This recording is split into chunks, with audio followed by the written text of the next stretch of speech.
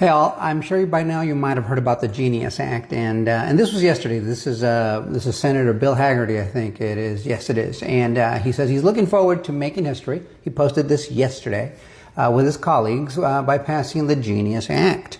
Now, if you guys watched the news yesterday and today, you noticed that yesterday President Trump was out there ironing out a few details, making sure to get some agreement going on it so we can get this thing done. And it's a big bill, right? It's got a whole bunch of things in it. But it means a lot to crypto because it does a few things. Now, just so you know what it's supposed to do, it's supposed to be guiding and establishing national innovation for U.S. Stablecoins Act of 2025, includes several positive aspects for the cryptocurrency industry, particularly for stablecoins. Here are two key points. All right, regulatory clarity and consumer protection. We need that. All right, as a consumer, I like the investment in crypto. I want to earn some money, but I want some regulatory clarity. I want some protections for me and my fellow citizens, not just American citizens, but people around the world. I think we need rules to play by, right? So that everybody plays fairly. It says the Genius Act establishes a clear federal framework for stablecoin issuers, requiring them to maintain a one-to-one reserve backing with the U.S. dollar or high-quality liquid assets, undergo regular audits, which is important, and comply with anti-money laundering and know your customer regulations known as AML and KYC.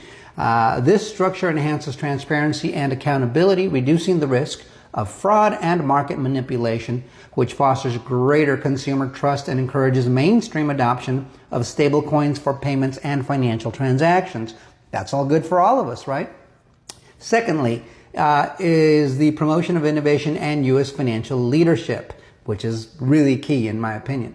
The Act facilitates the integration of stablecoins into the U.S. financial system by defining them as payment instruments rather than securities, thus avoiding overly restrictive securities regulations.